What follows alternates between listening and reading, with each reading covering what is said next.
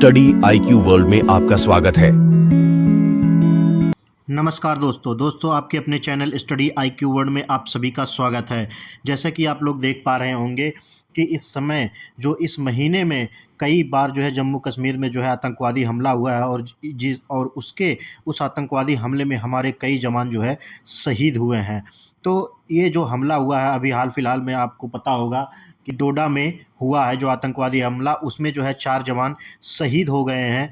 तो इस पर भारत सरकार अभी क्या कर रही है, ये हमलों पे हमला जो है होता जा रहा है और हमारे जवान जो है शहीद होते जा रहे हैं, तो इन सब का मुकम्मल एक्शन क्यों नहीं लिया जा रहा है। तो ये सभी चीज़ें जो हम इस वीडियो में डिटेल से चर्चा करेंगे और जानेंगे कि क्या स्थिति है जम्मू और कश्मीर में और क्यों अचानक से जम्मू कश्मीर में हमला होना स्टार्ट हो जा रहा है और अचानक से इतने आतंकी कहाँ से आ रहे हैं। तो इन्हीं सब चीज़ों के बारे में हम डिटेल से बात करेंगे और साथ ही साथ इसके बारे में हम आपको और भी बहुत कुछ जानकारियाँ देंगे। तो चलिए शुरू करते हैं, लेकिन शुरू करने से पहले आप लोगों से मेरा निवेदन है कि अगर आप लोग इस चैनल पर नए आए हैं तो प्लीज़ इस चैनल को सब्सक्राइब करके बेल आइकन पर क्लिक कर दीजिए ताकि नियमित रूप से आपको आपकी वीडियो मिलती रहे। इस चैनल पर आप सभी को बहुत कुछ जानने को मिलेगा, पर आगे बढ़ने से पहले आपसे पूछूंगा एक क्वेश्चन यहाँ पर यह है कि भारतीय सेना में गरुड़ किस स्पेशल फोर्स का नाम है। आपको बताना है कि भारतीय सेना में गरुड़ किस स्पेशल फोर्स का नाम है। पहला ऑप्शन है थल सेना, दूसरा ऑप्शन है नौसेना, तीसरा जो है ऑप्शन है वायुसेना, चौथा ऑप्शन है आपका अर्धसैनिक बल। तो सही उत्तर आपको कमेंट सेक्शन में करना है, सही उत्तर मैं बताऊंगा वीडियो के अंत में। तो जैसा कि आप लोग देख पा रहे होंगे द हिंदू का आर्टिकल है और इसी आर्टिकल के बारे में जो है हम लोग विस्तार में चर्चा करेंगे। आपको मैं बता दूं कि उत्तर सेना commander lieutenant general MV Suchindra Kumar ने मंगलवार 16 जुलाई 2024 को जम्मू के टेक्निकल एयरपोर्ट पर एक माला अर्पण समारोह के दौरान डोडा जिले में सुरक्षा बलों और आतंकवादियों के बीच मुठभेड़ में शहीद हुए सैनिकों को श्रद्धांजलि दी।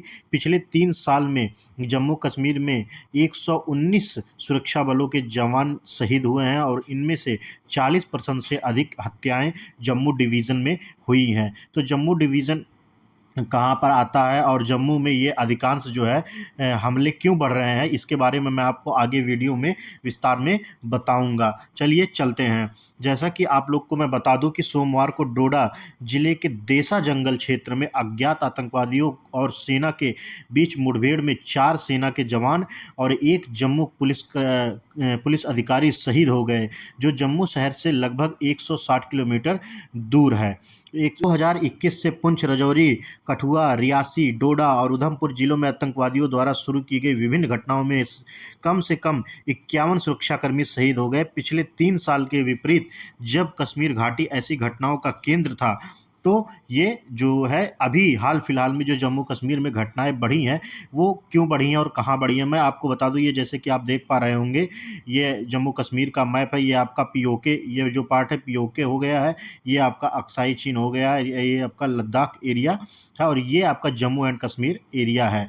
तो आप यहाँ पर देख सकते होंगे, जो पहले मैंने एक वीडियो आपके लिए और बनाया था पहले, मैं उसका जो आप आई बटन में उसका लिंक दे दूंगा, आप वहाँ पर भी जाके डिटेल में जो है देख सकते हैं कि हम वहाँ पर क्या आपको जो है डिस्क्राइब किए थे और क्या बताए थे।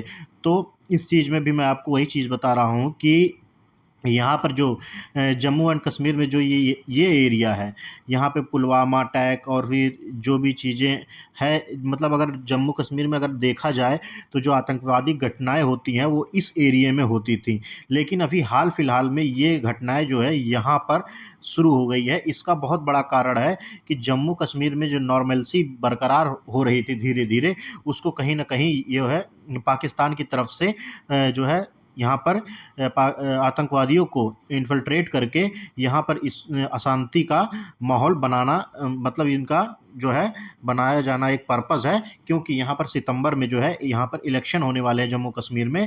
तो उस इलेक्शन का माहौल देखते हुए कि यहाँ पर काफ़ी नॉर्मलसी बरकरार है और ये आगे बरकरार ना रह सके, तो इसी वजह से यहाँ पर बताया जा रहा है कि कई आतंकवादी ग्रुप जो हैं यहाँ पर बॉर्डर पर जो है पाकिस्तान आर्मी के सहायता से जो है यहाँ इंडिया में आ जा रहे हैं और उसके बाद जो है यहाँ पर आके ये बिल्कुल अशांति फैला रहे हैं और जो बार बार वहाँ पे टारगेट किया जा रहा है इंडियन आर्मी को, तो कहीं न कहीं ये पूरे वर्ल्ड लेवल पे भी ये देखा जाता है कि जैसे कि आपको पता होगा कि कुछ समय पहले ही शिखर सम्मेलन के दौरान भी आपने देखा होगा कि यहाँ पर जम्मू कश्मीर में भी कई मीटिंग्स हुई थी। तो इसको जो है जब भारत सरकार ने दिखाया तो कश्मीर का जो एक छवि निकल के आई कि हाँ, जो पूरे वर्ल्ड में माना जाता है कि कश्मीर एक बहुत ही डिस्प्यूटेड एरिया है, वहाँ पर आतंकवादी घटनाएँ होती हैं, लेकिन जब वो G20 के टाइम पे आए थे तो बहुत ही नॉर्मलसी बरकरार थी। तो उन सब चीज़ों को लेके भारत की जो कश्मीर है उसकी छवि बहुत अच्छी गई थी, लेकिन फिर से ये कोशिश की जा रही है पाकिस्तान की तरफ यहाँ पे इनकी छवि बिगाड़ने के लिए, ताकि जो है इंडिया पे कश्मीर को लेके प्रेशराइज़ किया जा सके। और इसीलिए जो चीज़ें यहाँ पर हुआ करती थी वो ये घटनाएँ अब यहाँ पर भी ये घटनाएँ होना शुरू हो गई हैं।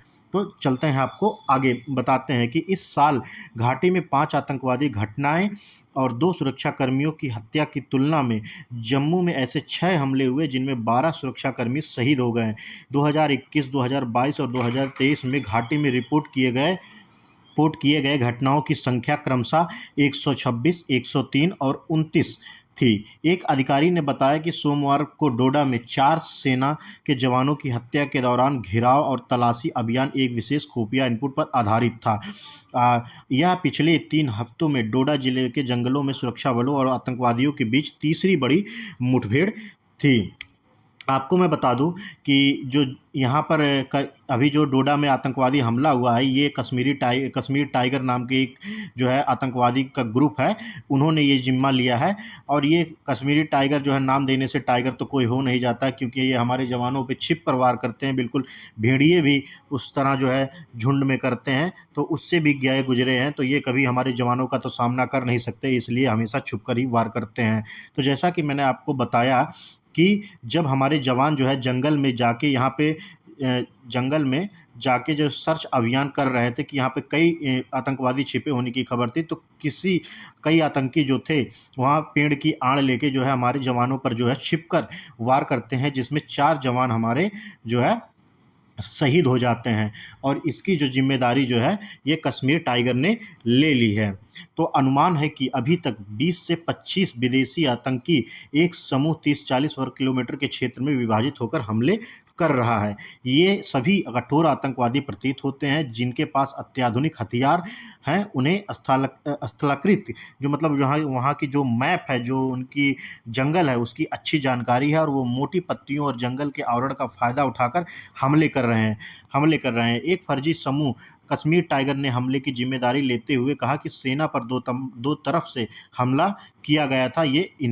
इसने बताया कि मतलब जैसे मान लीजिए कि यहाँ पर हमारी सेना जा रही है और यहाँ पर पेड़ है और काफ़ी घना जंगल है। आपको पता है कि जो है जंगल काफ़ी होते हैं, तो यहाँ पर ये जो मिलिटेंट्स थे, जो आतंकवादी थे, ये 2 तरफ से जो है हमारे जवानों के ऊपर जो है अटैक करते हैं, जिसमें हमारे 4 जवान शहीद हो जाते हैं। और ये कश्मीर टाइगर ने बाद में जब हमला हो गया तब इसने जिम्मेदारी ली और पूरा जो है बताया कि किस तरह हमारे जो इनके आतंकवादी थे, इन्होंने जो है हमारे जवानों पे हमला किया। कहने को तो ये बस कश्मीर टाइगर नाम दिया गया, लेकिन ये किसी भेड़िए से जो अब मैं इनको क्या अभद्र भाषा का प्रयोग करूं, लेकिन जब हमारे जवान शहीद होते हैं, मैं इस तरह की ऐसी वीडियो बनाता हूं तो अंदर से ही बिल्कुल एक तरह का अब होता है कि हमारे सेनाओं को छूट दे दिया जाए कि इन जो ये जो चूहे हैं,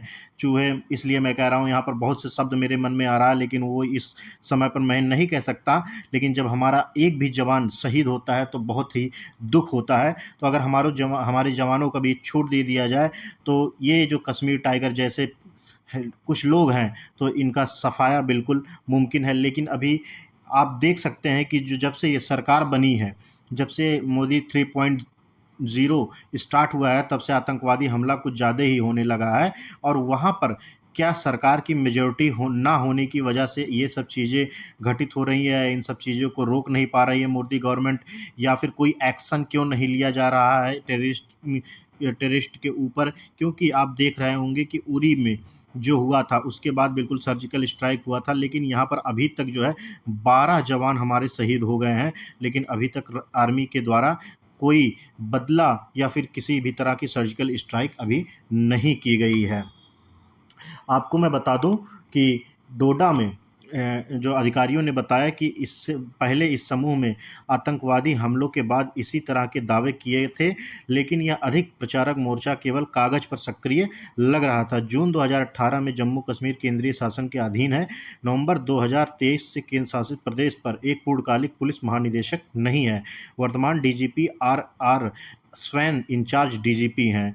2020 के गलवान संघर्ष के बाद जम्मू डिवीज़न में बड़ी संख्या में सैनिकों को वापस लिया गया और पूर्वी लद्दाख में तैनात किया गया। ये भी एक कारण बताया जा रहा है, लेकिन इसमें कोई हमें तो नहीं लगता कि सारी की सारी जो फोर्सेस हैं वो लद्दाख में तैनात कर दी गई, और जिसके कारण जो है मिलिटेंट्स को यहाँ जम्मू कश्मीर में इंटर होने में एक मतलब सफलता का देखा जा सकता है कि वहाँ पे आर्मी हमारी कम थी। जो तैनात वहाँ पे जितने आर्मी तैनात हुआ करते थे आज के टाइम पे उतने तैनात नहीं है, जो लद्दाख में इनको जो है शिफ्ट कर दिया गया था। तो उसका भी एक सहायता इन लोग को मिला है। 2021 में 2021 की शुरुआत खुफिया एजेंसियों ने बताया बातचीत की सुनवाई की, जो संकेत देती है कि पाकिस्तान स्थिर हैंडलर पूर्व आतंकवादियों से जो है संपर्क कर रहे थे। जम्मू डिवीज़न के रामबन, डोडा और किश्तवाड़ जिले के में शामिल करने वाले चिनाब घाटी को 29 जून 2022 को आतंकवाद मुक्त घोषित किया गया था, जब पुलिस ने डोडा के अंतिम जीवित हिजबुल मुजाहिदीन आतंकवादी मसूद को दक्षिण कश्मीर के अनंतनाग में एक मुठभेड़ में मार दिया गया था। अधिकारियों ने कहा कि जम्मू में सुरक्षा ग्रिड को कड़ा किया जा रहा है और सुरक्षा बलों की जो संयोजन और पुनः तैनाती की जा रही है। ये चीज़ें बहुत सी हमारे जो है अभी इंडियन आर्मी के लिए किया जा रहा है, पर आप कहीं ना कहीं देख सकते हैं कि आतंकवादी छिप कर जो है हमारे इंडियन आर्मी पे जो है अटैक करते हैं। और एक चीज़ आपने और भी देखा होगा कि अभी एक महीने में 2 अटैक सेम टू सेम, ये जो आप देख सकते हैं, बिल्कुल हमारे आर्मी के कॉन्वॉय पर हमला किया गया, और यहाँ पर जो है बुलेट लगने से जो है ड्राइवर की तुरंत यहाँ पर जो हमारे आर्मी के पर्सनल थे वो तुरंत वीरगति को प्राप्त होते हैं और बिल्कुल अंधाधुंध फायरिंग होता है। तो ये भी चीज़ें सरकार को ध्यान होगी कि जो हमारी आर्मी इस्तेमाल करती है जो व्हीकल, उन पे बुलेट प्रूफ ग्लास क्यों नहीं लगाया जाता।